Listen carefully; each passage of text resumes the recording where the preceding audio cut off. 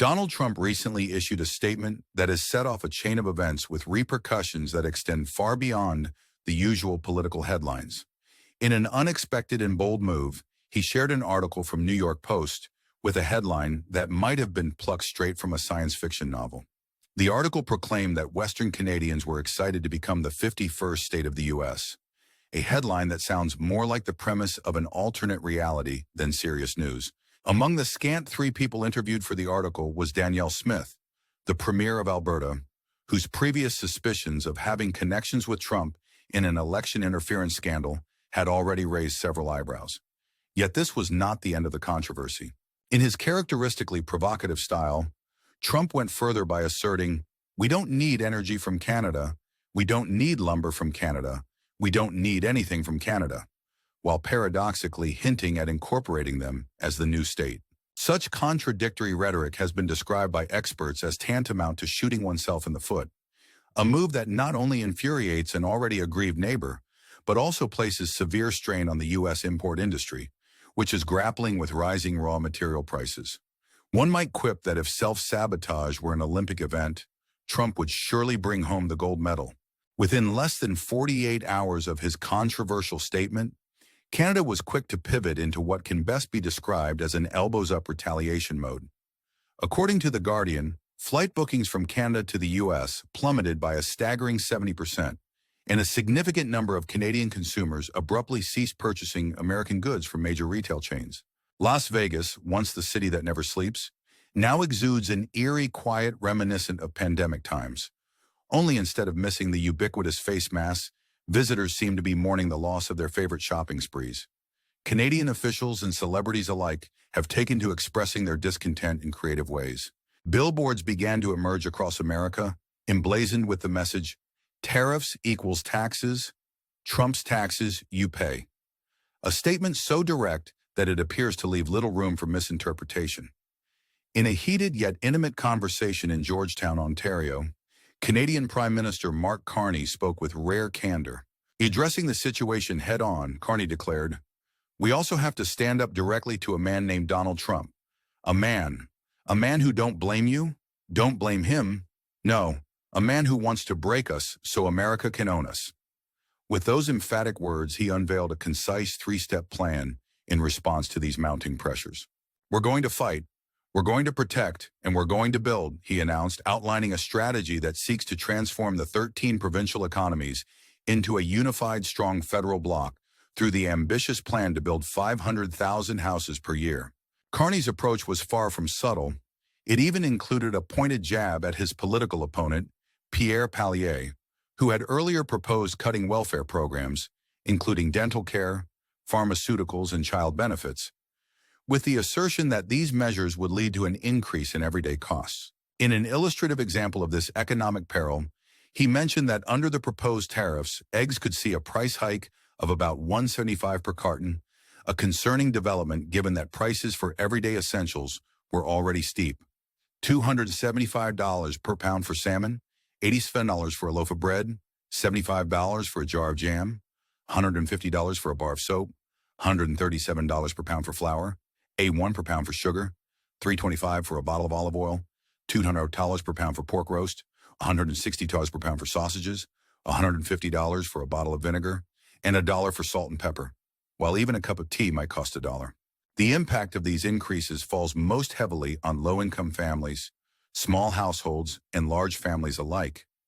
Each minor price increase cumulatively adds up to an extra burden of $800 to $3,600 per year in household expenses. Inflation ripples through every sector. Rising raw material prices drive up production costs, which then push the prices of bread, pizzas, sodas, and more to new heights, decreasing purchasing power and forcing increased reliance on credit at interest rates that sometimes surpass 20%. It's a situation where daily life, already weighted with uncertainty, becomes ever more unpredictable, leaving many Americans wondering if the hardships that come with such economic policies might only be temporary or herald more sustained financial turmoil. Economic realignment isn't occurring solely between the U.S. and Canada. Across the globe, other key markets are reacting swiftly to the escalating tension. Nations such as Canada, Europe, Japan, South Korea, and China, which have typically been at odds with one another, are gradually drawing closer in their shared determination to distance themselves from a U.S. whose trade policies are increasingly seen as overbearing. With over $700 billion in trade and more than 100,000 jobs at stake, Canada, the United States' largest trading partner, representing over 15% of total U.S. exports, is counteracting by pulling investments, halting travel, and dumping assets held in the U.S. Long once thought unbreakable, the decades-old stable and deeply connected trade relationship between these two neighboring giants is now showing serious signs of fissure. Individual investors have quietly shifted their allegiances. Canadian small businesses have begun relying on European and Asian suppliers, and major retail chains have diversified their sources to lessen dependence on American goods. Meanwhile, local governments in Canada have started prioritizing contracts with domestic or international partners other than those in the U.S. This realignment is not just a transient reaction, but rather a full-scale strategic reorientation that may see Canada becoming even more economically independent in the long run. Turning our attention back home, the domestic repercussions of these international tensions are beginning to resonate strongly in key U.S. regions, once heavily dependent on Canadian tourism and investments, regions like Florida and Arizona. As Canadians hastily begin to offload their real estate holdings in the U.S., property values are dropping dramatically.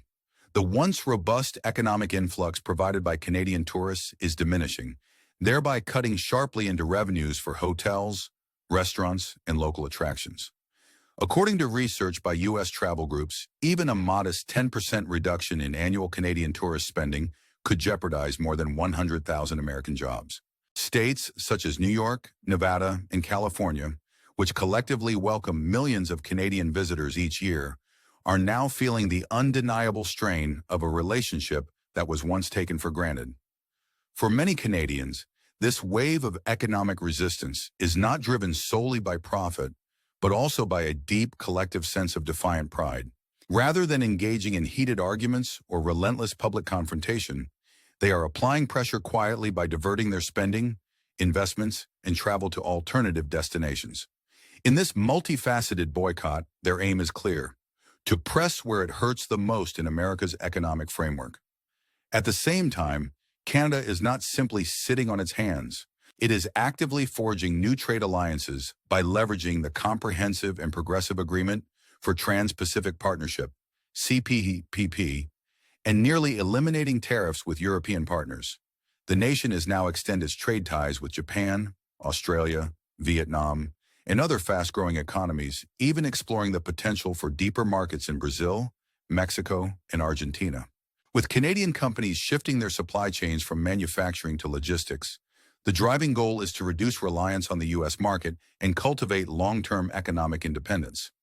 One might say that, in a dramatic twist worthy of a blockbuster film, Canada is rewriting the rules of international trade, while the U.S. watches from the sidelines, still juggling contradictory policies and unfulfilled promises. As the global trade landscape evolves, the U.S. faces mounting economic repercussions that affect virtually every layer of society. The controversial statement by President Trump and his subsequent initiatives have accelerated a process whereby established trade alliances are being shaken to their core. The U.S. is encountering not only an erosion of its long-standing economic partnerships, but also growing internal dissent. From Denver to Tucson, over 60,000 people have taken to the streets in protest against policies they view as catastrophic. Millions of Americans, many of whom are already feeling the pinch of a collapsing economy, are questioning whether the lavish lifestyles of billionaires and entrenched political elites can ever be reconciled with the hardships endured by ordinary citizens. The growing chorus of protest is not merely a grassroots reaction to skyrocketing inflation and rising unemployment. It is an emphatic call for systemic change. This discontent has given rise to protests on a scale that many experts warn could signal the onset of a severe economic recession, skyrocketing inflation, and a shrinking GDP. The everyday struggles of families who are caught in the crossfire of stagnant wages and ever-increasing costs of goods and services paint a stark picture of a nation on the brink. In an almost surreal juxtaposition to the soaring unrest among the general public, President Trump has continued to parade his ambitions and projects with unabashed confidence. In a recent press conference, he unveiled plans for the F-47 jet, a proposed replacement for the F-35 that he pitched as the most advanced, most capable, most lethal aircraft ever. This announcement formed part of a broader strategy to fortify U.S. military power and reassert its leadership in advanced military technology. Yet it comes at a time when the country spends an astronomical $800 billion per year on defense, even as millions of Americans face drastic cuts to social welfare programs. In an ironic twist that some might find darkly humorous, one could almost wonder if Trump believes that investing in cutting-edge fighter jets is the perfect remedy for a faltering economy. A bit like trying to fix a leaking roof by installing a skylight. Clearly, while military projects continue to attract billions in funding, ordinary citizens are left grappling with the harsh realities of decreasing purchasing power and rising daily expenses. The uproar does not stop at economic policies alone. The president's controversial statements regarding U.S.-Canada relations have stirred further complications. Trump recently described the U.S.-Canada border as an artificial divide, and even expressed a desire to annex Canada, jokingly asserting that, while we don't need anything from Canada, the country should nonetheless be absorbed as the new state. Such rhetoric has not only exacerbated long-standing tensions between the two countries, but also raised pertinent questions regarding the strategic wisdom behind these comments. Canada, a nation that remains America's largest trading partner, with a bilateral trade volume exceeding $600 billion annually, has made its stance unequivocally clear. In a display of both defiance and calculated strategy, Canadian defense cooperation has been intensified with European countries and Australia, while efforts are simultaneously underway to bolster alliances with Japan and South Korea. In this complex chess game of international relations, these moves by Canada could significantly complicate a future where U.S.-Canada relations remain firmly tethered to American interests. Perhaps one might wryly reflect, if there were ever a time for a cross-border exchange, student program, this certainly isn't it. Complicating matters further, the president has also floated ideas that seem to defy the very tenets of American democratic tradition. In a surprising twist aimed at stirring controversy and debate, he expressed admiration for King Charles and floated the notion that the U.S. might join the Commonwealth, thereby accepting a monarchy. This proposal, reminiscent of a plot twist from a political satire, raises profound questions about sovereignty and democratic principles. The Commonwealth, comprising 56 countries, would represent a dramatic shift in the nation's long-standing governance model, one that appears to contradict the very ideals on which the U.S. was founded. Whether this suggestion is a genuine reconsideration of American leadership or merely a rhetorical flourish designed to provoke remains unclear. However, it surely has added another layer of intrigue to an already convoluted narrative. At the same time, Trump's rhetoric regarding immigration policies has ignited further controversy. Recent discussions about mass deportations, conducted without the usual adherence to legal procedures or comprehensive solutions in education, employment, and immigrant integration, have drawn severe criticism. Such hardline stances threaten not only to create a rift among social classes, but also to undermine the constitutional safeguards that have long protected the rights of citizens and immigrants alike. The implications are vast and potentially far-reaching, meaning that the consequences of these policies could be felt in communities across the nation for years to come. One cannot help but wonder if, in a bid to distract from mounting domestic woes, the president is juggling these harsh proposals while downplaying the suffering of everyday Americans, a juggling act that would leave even the most seasoned circus performers in awe. Adding another explosive dimension to the evolving economic saga, President Trump announced a radical new tariff policy on March 26, 2025. In a rapid-fire move, he ordered a 25% tariff on all imported cars and light trucks, with a special focus on German brands. Almost as if to punctuate the volatile environment, American consumers now face the very real threat of sky-high car prices. This unilateral decision sent shockwaves through global financial markets, with automotive stocks plunging and production lines forced to slow down. Major industrial giants like Mercedes, BMW, and Volkswagen, which depend heavily on the lucrative U.S. market, have been dealt a severe blow. In 2024 alone, Germany's car and parts exports to the U.S. had topped $35 billion, and the new tariff jeopardizes not only jobs in both Germany and the U.S., but also the intricate network of supply chains woven over decades. It isn't difficult to see the irony here. If policies are measured in billions, then a 25% tariff on a car might just be the beginning of a very expensive game of dominoes. European nations were quick to respond. Less than 72 hours after Trump's tariff announcement, the EU convened an emergency meeting. France boldly declared, "We're not afraid of a trade war," while Italy fumed and Spain scowled, each nation preparing their own countermeasures. Brussels, not to be left behind, took official action by shaping a retaliation plan that extended far beyond the automotive sector. Digital taxes on U.S. tech giants, restrictions on U.S. airlines' airspace rights, and even a ban on importing technology with murky origins were on the table. The comprehensive and coordinated response from the European bloc, a rare display of unity, underscored the long-term implications of Trump's unpredictable policies.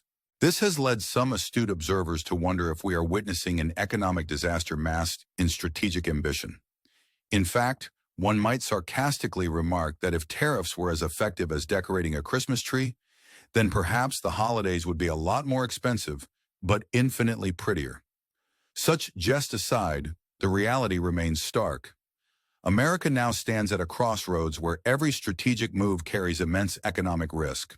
As if all this were not enough, domestic voices of dissent continue to grow louder.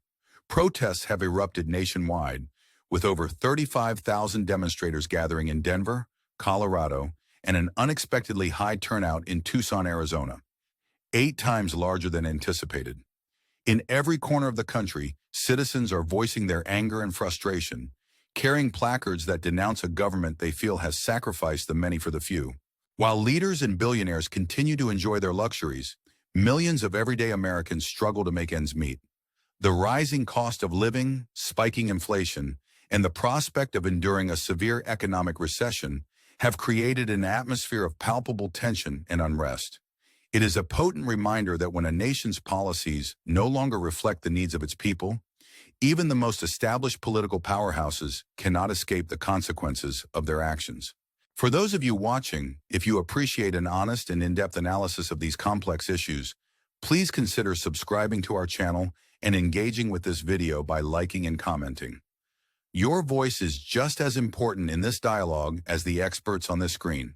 Now, one must ask, with such far-reaching economic and political consequences unfolding at a breakneck pace, do you think these aggressive tariff policies and provocative international maneuvers will eventually force a realignment in global power? Or are they merely temporary shocks in an already volatile system? The plot thickens further when we consider the additional dimension brought by another controversial defense initiative. President Trump, seemingly undeterred by the domestic uproar, announced plans for the F-47 jet during a recent press conference. Positioned as a replacement for the F-35, this jet is touted as the most advanced, most capable, most lethal aircraft ever. The project, however, carries an immense price tag and comes at a time when the U.S. is already spending $800 billion each year on defense. While billions are funneled into next-generation military technologies, millions of citizens continue to suffer from severe budget cuts to essential social welfare programs. It is an unsettling contradiction. On one hand, the country is poised to lead in military technology, and on the other, the average American is left reeling from the immediate impacts of economic instability. One could easily joke that if the president were to direct military funding as generously as his headlines, maybe he'd soon be promising fighter jets that double as flying welfare offices. If only for the sheer irony of it all. Adding to the complexity of international relations is Trump's now infamous assertion regarding Canada, in which he described the U.S.-Canada border as an artificial divide and hinted at a desire for Canada to become a state of the U.S. Such commentary, delivered without the usual subtlety expected in diplomatic circles, has only served to intensify geopolitical tensions. Canada, a country deeply interwoven with the U.S. through over $600 billion in bilateral trade and a history of cooperation and mutual benefit, is not inclined to accept such overtures lightly. In response, Canada has openly increased its defense cooperation with European allies and Australia, and has been strengthening ties with strategic partners such as Japan and South Korea. By doing so, the nation is not only defending its own interests, but also setting the stage for a future in which it is less beholden to the whims of American policy. Clearly, the relationship between the two countries is evolving into a complex dance of economic power plays and strategic alliances, one that may well redefine the balance of power in North America. In a world where diplomacy often relies on nuance, the blunt statements from the highest levels of the U.S. government have served as a wake-up call for Canada and its allies. Amid these high-stakes strategic maneuvers, another controversy has rocked American politics, the so-called Signalgate scandal. This incident, in which Trump's security advisors were found discussing military strike plans over the insecure Signal app, has raised serious concerns about the handling of sensitive CIA information. With some participants reportedly having been in Russia during the conversation, the scandal not only exposed critical vulnerabilities in national security protocols, but also deepened public distrust in the administration. The repercussions of this breach extend far beyond mere embarrassment. They strike at the very heart of America's national security and raise difficult questions regarding the competence and prudence of those charged with protecting the nation's secrets. As the list of controversies grows, it becomes increasingly difficult for the public to reconcile these seemingly disparate episodes. A cavalcade of bold moves, risky defense expenditures, aggressive tariff policies, and questionable use of secure communications, all of which hint at a profound disconnect between government priorities and the pressing needs of ordinary citizens. In parallel with these domestic and international disputes, political commentary has taken on a particularly acerbic tone. Critics have begun to liken Trump's shifting strategies to a game of economic musical chairs, where policies are adopted and discarded with as much unpredictability as a morning lottery draw. One former advisor, summarizing the chaotic nature of these policy reversals, remarked that tariffs are tax cuts, but the truth is that's a blatant lie. Indeed, the lack of a cohesive long-term strategy has left the American public wondering if they are witnessing an economic disaster masquerading as a deliberate plan. For instance, while proponents of the current administration argue that imposing tariffs is akin to cutting taxes, economists are quick to point out that these measures translate directly into higher costs for consumers, who ultimately foot the bill for these misguided policies. Adding further fuel to the fire is the unconventional rhetoric coming from some senior officials. During a televised phone interview, the former leader of the White House even declared a shocking wish for a third term, a statement that flies in the face of the U.S. Constitution, which strictly limits presidents to just 2 terms in office. Simultaneously, a federal judge's abrupt removal of access to national security intelligence for someone who had previously blocked the deportation of refugees has only added to the sense that established norms are being upended. The picture painted by these incidents is one of systemic instability, where economic downturns, policy reversals, and breaches in national security converge to undermine public trust in government institutions. Across this turbulent landscape, millions of Americans are left grappling with spiraling living costs, sporadic job loss, and a battered economy. Benefits programs such as Medicaid and Social Security, once the bedrock of support for vulnerable populations, are now under threat, while tax cuts for large corporations seem to enrich only the elite. This disconnect between the lofty promises made by those in power and the grim realities on the ground is driving an ever-growing wedge between the government and its citizens. In one particularly striking social media exchange, a clip featuring dancing pallbearers captioned, "Meghan on the Live Zero," was widely condemned as insensitive, a vivid illustration of how far removed certain segments of the political class have become from the hardships faced by ordinary people.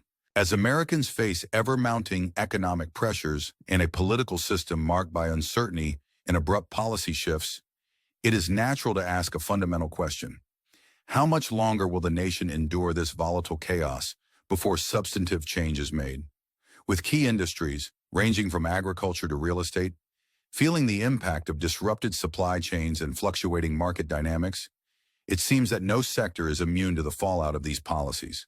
The president's latest promises of liberation days, aimed at restoring national pride and economic stability, with slogans like "money and respect" by April the 2nd, now appear increasingly hollow when juxtaposed against the harsh reality of recession, rising inflation, and dwindling public trust. In the final analysis, the cascade of events unfolding both on the international stage and within the U.S. domestic arena presents a multifaceted challenge. There are strategic missteps in trade policy, provocative international maneuvers that risk alienating long-standing allies, and an internal environment of economic hardship that continues to erode the foundations of public confidence. The complex interplay between these factors creates an atmosphere where every new policy announcement and every controversial comment adds another layer to the unfolding drama of an economy in freefall. As experts warn of a potential wave of stagflation and a long-term economic recession, the urgency for a coherent and forward-thinking policy framework has never been more pressing. In closing, while the sky-high ambitions of fighter jets and aggressive tariff declarations might capture headlines and stir up controversy, the day-to-day realities for millions of Americans remain unchanged. From the starving budgets in small households to the drastic shifts in international trade alliances, it is clear that the decisions made by those in power are leaving indelible marks on both the national and global economic landscapes. At this critical juncture, it is imperative for policymakers to re-examine their strategies and forge a path that prioritizes the well-being of all citizens over fleeting political theatrics. As always, we value your views on these sweeping changes. What do you think about the current state of U.S. economic and international policies? Are these measures the catalyst for transformative change, or do they simply accelerate a downward spiral into economic chaos? Share your thoughts in the comments below, and if you find this deep dive insightful, do subscribe to our channel for more comprehensive, fact-based analysis as events continue to unfold. In a world where every policy shift and every provocation reverberates across borders and into the hearts of millions, the stakes have never been higher. The intricate web of tariffs, trade agreements, and international alliances forms a precarious balance that, if disrupted further, could push the global economy into uncharted territory. Meanwhile, domestic protests and political scandals such as Signalgate highlight the growing disconnect between the government and the people it is meant to serve. This is not merely a tale of economic policies and political rhetoric. It is a narrative of a nation at a crossroads, of citizens demanding accountability in the face of relentless challenges, and of international partners reasserting their independence to safeguard their own futures. It remains to be seen whether the U.S. will recalibrate its approach to trade, defense, and governance, or if it will continue down this perilous path. As trade wars, shifting alliances, and domestic unrest intensify, the coming months promise to offer crucial insights into whether these policy decisions will ultimately lead to a more dynamic global order or precipitate a prolonged period of instability and hardship. In the midst of these turbulent times, one thing is clear. The people are no longer willing to stand idly by as the foundations of their economic security and national identity are eroded. With a blend of passion and pragmatism, the ongoing protests and shifts in international trade serve as a loud call for reform, a call that resonates across every sector of society. As we continue to monitor these developments, we invite you to join us on this journey of discovery and informed debate. Your engagement in the comments and your support through subscriptions is what keeps this dialogue vibrant and meaningful. So as we witness these dramatic shifts in policy, economics, and international relations, ask yourself, are we witnessing the birth of a new era in global trade and governance? Or is this simply a prolonged period of chaos from which recovery may be uncertain? Thank you for staying with us through this extensive analysis, and do remember to subscribe and interact with us as we navigate these challenging times together.